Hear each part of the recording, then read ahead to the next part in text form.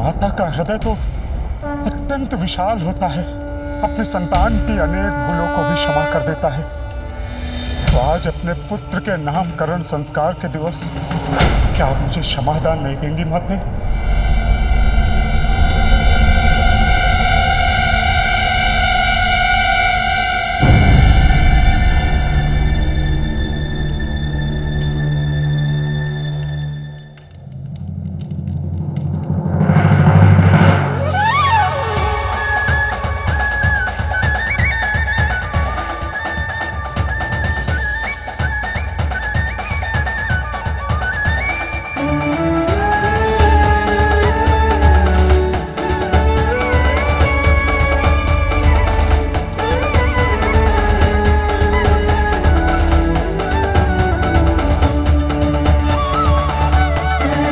आज के शुभ अवसर पर मैं किसी को निराश कैसे कर सकती हूँ?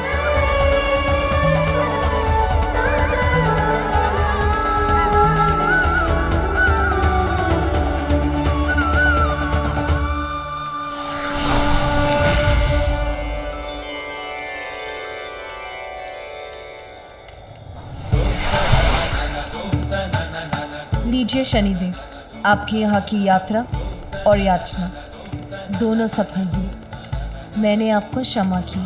मेरा पांव पुनः कुशल हो गया, अब कोई पीड़ा नहीं है मुझे। मुझे क्षमा करने के लिए आपका कोटि कोटि धन्यवाद माता। मैंने आपको इतना कष्ट पहुंचाया कि तुम मेरी एक गुहार पर आपने मुझे क्षमादान दे दिया, मेरे सभी कष्टों को दूर कर दिया। इससे बड़ी उदारता और क्या होगी माता। देवी पार्वती, आपको कोटि कोटि धन्यवाद। आज के शुभ दिवस पर उपहार तो मुझे देना चाहिए था, किंतु हम पर उपकार आपने किया। मेरे स्वामी को क्षमादान का उपहार दिया आपने, जो मेरे और स्वामी के लिए वरदान के समान है। मैं तो बस गजानन को यही आशीष देना चाहती हूँ कि सभी अनिष्ट उससे सदा दूर रहे, कोई भी संकट उसके समीप आने से पूर्व ही नष्ट हो जाए। यही मेरी मंगल कामना है गजानन की। किंतु कहाँ है मेरा पुत्र गजानन? अतिथि सत्कार में इतनी व्यस्त हो गई कि बहुत समय से उसे देखा ही नहीं। देवी पार्वती, कोई और भी है जो आपसे भयभीत? कौन कौन भयभीत है मुझसे भ्राता श्रीहरि? वहां देखिए।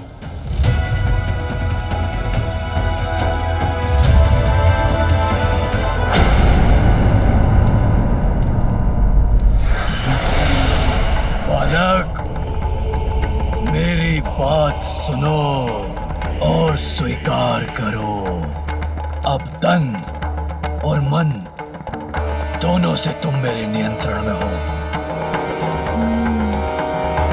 बालक, चलो मेरे साथ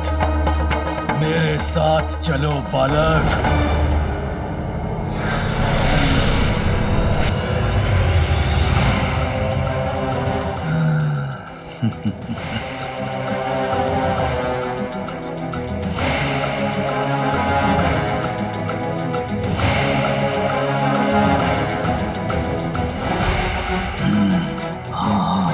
उचित है। आगे बढ़ो बालक, बढ़ो आगे। चलो मेरे साथ, चलो बालक।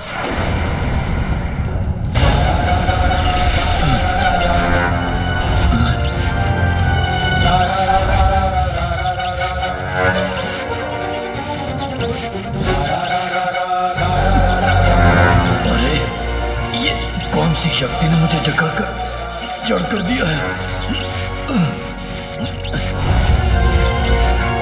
तनिक भी नहीं हिल पा रहा हूं मैं, और शक्ति लगाकर देखता हूं। कौन है भयभीत मुझसे भ्राता श्रीहरि?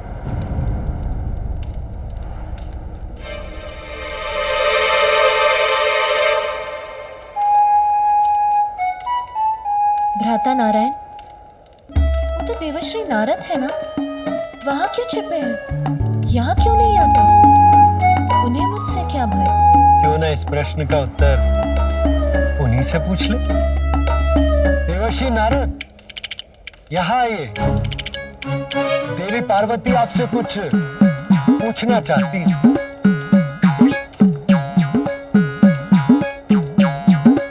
प्रभु नारायण, कहाँ फंसा दिया आपने मुझे? यदि सत्य जानकर माता पार्वती को क्रोध आ गया तो मैं क्या करूंगा? देवश्री नारद ने तो मेरे प्रति कोई अपराध नहीं किया, फिर वो मेरे समक्ष आने में क्यों भय कर रहे हैं?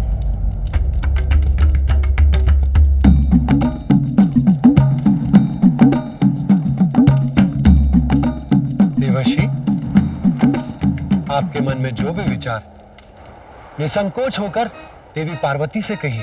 आप क्यों? नारायण नारायण। देवर्षि, भय का त्याग कीजिए और अपने मन के विचार देवी पार्वती से कह दीजिए। वो माता, मैं आपसे छुपते छुपाता फिर रहा था। आपके समक्ष आने का साहस नहीं जुटा पा रहा था माता, क्योंकि माता। क्योंकि क्या देवर्षि? आपको मेरे समक्ष आने में इतना भय क्यों हो रहा है? बहुत बड़ा दोष है मेरा माता।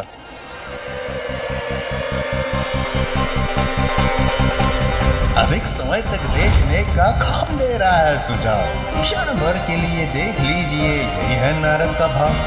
क्षणिक देख के घुमा लीजिएगा अपनी दृष्टि, इसमें कहाँ घूमने वाली है सृष्टि। मैंने ही शनिदेव को अपने शब्दों के जाल में उलझा कर किया भ्रमित।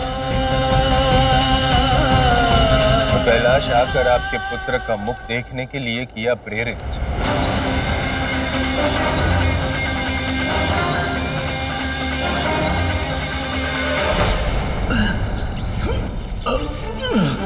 अपना पांव तक नहीं उठा पा रहा हूं मैं, क्या करूं अब? हाँ, उचित है, उचित है, उचित है। ये तो स्वर मेरा था, किंतु मैंने तो कुछ कहा भी नहीं। तो मेरे स्वर में मेरे शब्द, मेरे मस्तिष्क में कौन दौड़ा रहा है? कौन बुन रहा है ये माया जाल? उचित है, सर्वथा उचित है। सुनो मेरी बात। ये किस अदृश्य शक्ति ने घेरा है मुझे, जिससे मैं अपनी संपूर्ण शक्ति लगाकर भी भेद नहीं पा रहा हूँ? जिसने मुझे यहाँ जड़ बनाकर अपने ही शब्दों की गूंज को सुनने के लिए विवश कर रखा है।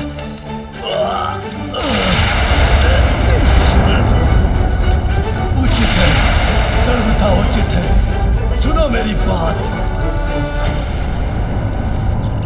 तुम गजमुख बालक, ये क्या कर रहे हो मेरे साथ?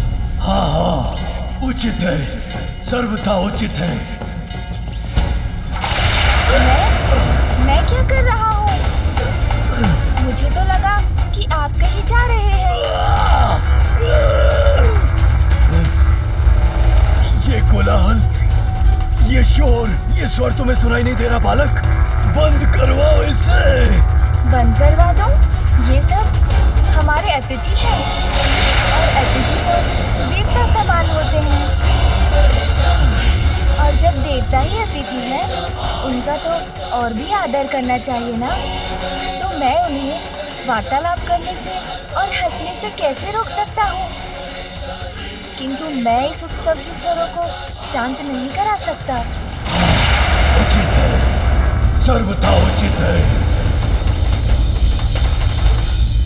मुझे इस बात का ज्ञात है कि मैंने भूल की है बहुत, किंतु मैं आपसे विनती करता हूँ माता, कृपया मुझे दंडित ना करें।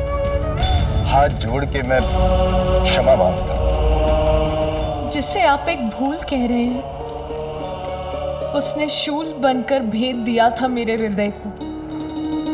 ऐसा आघात दिया था जिसकी पीड़ा मैं भूल नहीं सकी। पिता और पुत्र के मध्य भीषण युद्ध करवाने का कार्य किया था आपकी इस भूल ने। मुझे ज्ञात है माता, मेरे कारण कितना अनित हुआ है, इसीलिए मैं क्षमा प्रार्थी हूँ। किंतु मैंने जो भी किया माता, उसमें मेरा हेतु केवल जगत कल्याण था। जगत कल्याण में तो हमारा भी कल्याण निहित। उत्तर दीजिए मुझे, आपके इस कृत्य से जो कष्ट हमें पहुंचा, उसके लिए कौन उत्तरदायी है? मैं, किंतु मैं वो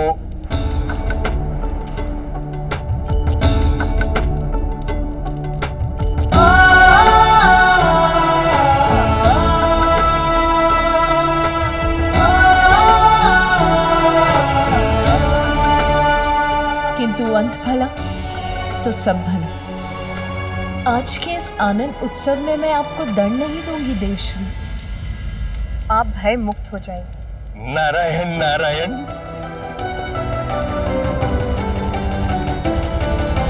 किंतु प्रत्येक क्रिया की प्रतिक्रिया अवश्य होती है। ये मत भूलिए देवश्री, व्यक्ति का कोई भी कर्म, उसकी कोई भी भूल नियति कभी नहीं भूलती।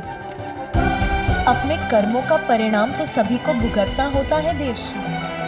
आपकी इस भूल के कारण एक समय ऐसा आएगा जब आप भी अपने पिता ब्रह्मदेव का विरोध करेंगे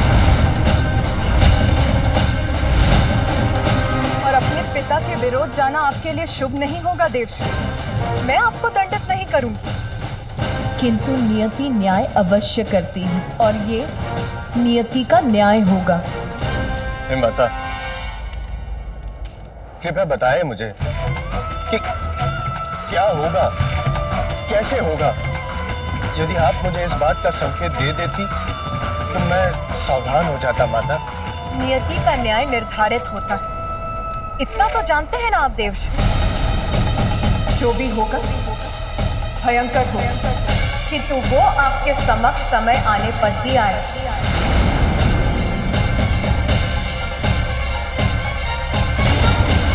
मुझे ऐसा प्रतीत हो रहा है जैसे मेरे मस्तिष्क में विस्फोट होने वाला है। ये कोलाहल मुझे प्रताड़ित कर रहा है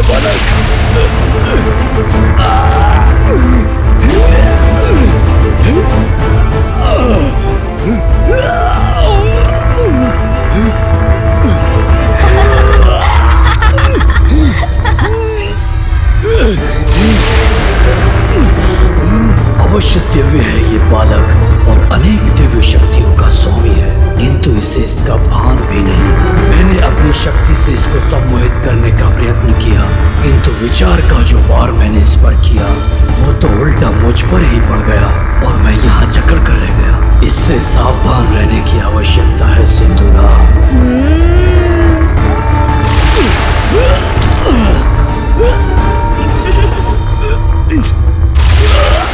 मुझ पर दया करो। अरे ये आप क्या कर रहे हैं? देखिए, ये क्रीड़ा मुझे नहीं भा रही है। आप गिर क्यों गए मेरे समक्ष? ऐसा क्यों कह रहे हैं जैसे मैंने आपको कुछ किया हो? मैंने तो कुछ भी नहीं किया, आप ही गिर गए यहाँ और ऐसे चित्कार कर रहे हैं। ये स्वर जो मेरे मस्तिष्क के भीतर गूंज रहे हैं मेरे सिर के टुकड़े टुकड़े कर देंगे, ये अंत कर देंगे मेरा। इन्हें रोक दो। ओह, तो आपके मस्तिष्क में कुछ है जिससे आप इतने विचलित हो रहे हैं। कोई बात नहीं, मैं अभी निकाल देता हूँ इसे। सुन जी, आइए इनकी पीड़ा दूर करते हैं।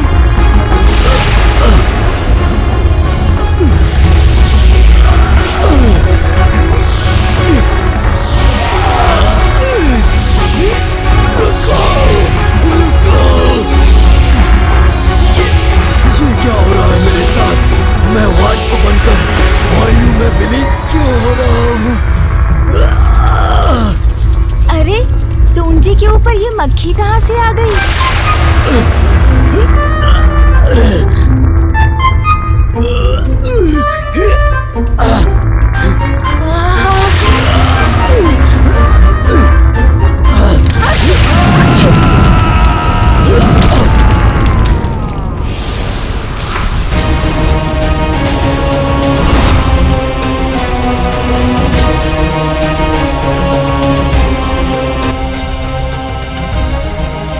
क्या हुआ पुत्र?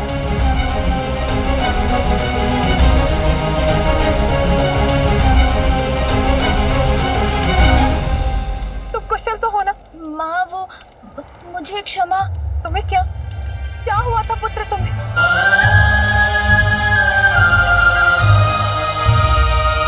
माँ, आप व्यर्थ चिंता कर रही है। मुझे तो कुछ नहीं हुआ। देखिए, सकुशल खड़ा हूँ आपके समक्ष। बस एक छींक आ गई थी मुझे, और हाँ, एक कोई थे यहाँ, वो मुझे घूर घूर कर देखते रहे। फिर उनके सर में पीड़ा उठ गई। मैंने उनकी सहायता करने का प्रयत्न किया, किंतु छींक आ गई। फिर तो उनका रूप ही परिवर्तित हो गया माँ। ऐसा प्रतीत हुआ उन्हें देखकर जैसे वो कोई भयंकर असुर हो।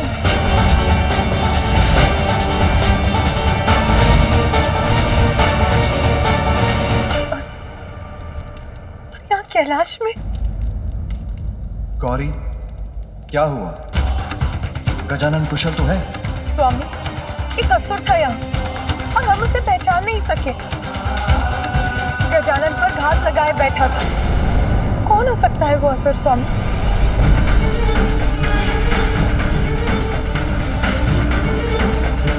असुर और यहाँ कैलाश में असंभव। ये मात्र इस बालक की कल्पना से अधिक और कुछ भी नहीं है। देवी पार्वती, आप चिंता मत कीजिए। वो जो भी था अब चला गया है, और अच्छी बात तो ये है कि वो गजानन का कोई भी अनिष्ट नहीं कर सका। महादेव, कदाचित तब तक कैलाश की सुरक्षा और सुदृढ़ करने की आवश्यकता है जब तक गजानन थोड़ा बड़ा नहीं हो जाता। माता, इसी पल से मैं और अन्य सभी गण बालक गजानन के समीप रहेंगे, सदैव उन पर दृष्टि बनाए रखेंगे। आप चिंता ना करें। आज उसका कोई अनिष्ट नहीं हुआ, इसीलिए शांत हो जाओ। यही सुझाव है ना आपका भ्राता श्री हरि नारायण, देवी लक्ष्मी? किंतु कैसे?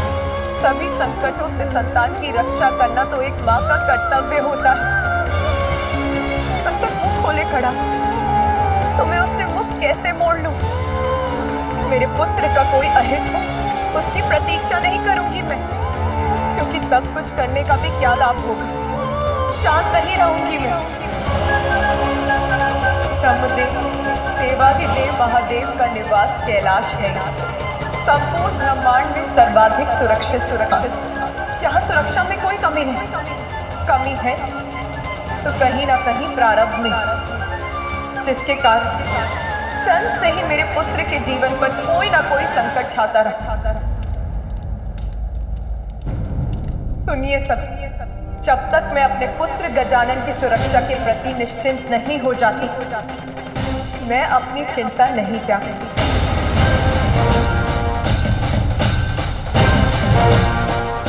जन्म के कुछ समय पश्चात स्वयं उसके पिता महादेव के त्रिशूल ने उसके शीश को उसके तन से विलग दिया।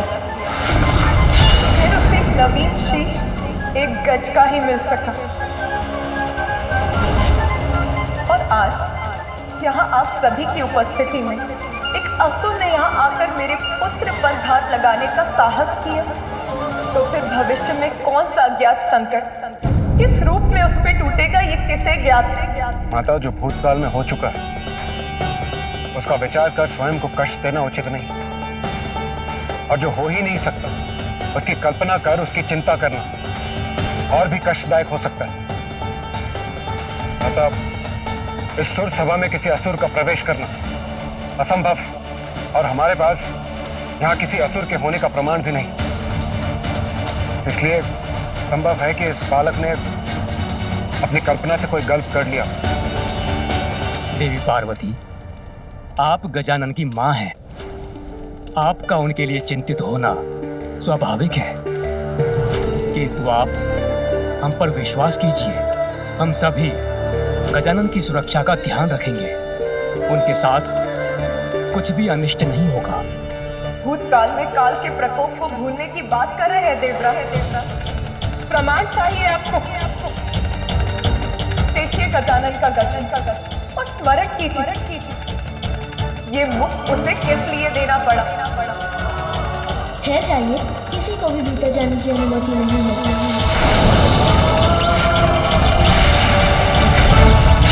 कि उसके प्रारब्ध का ही प्रमाण और प्रमाण चाहते हैं आप, तो सुनिए। एक माँ का हृदय अपनी संतान पर आए छोटे से छोटे संकट को भी भाप लेता। मेरी आशंका निराधार नहीं, मैं उसकी सुरक्षा के प्रति अस्वस्थ नहीं हूँ ब्रह्मदेव। हमें उसकी सुरक्षा के प्रति कुछ और करना ही होगा। देवी पार्वती, तो फिर आप क्या चाहती हैं? ये स्पष्ट कीजिए। मैं चाहती हूँ कि आप श्री हरि नारायण और महादेव मेरे पुत्र का प्रारब्ध परिवर्तित कर दें, उसे देवस्त्र प्रदान करें।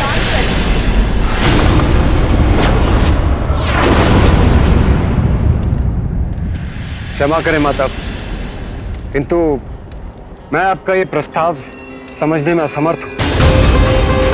क्या केवल भोलेनाथ और आपके पुत्र होने मात्र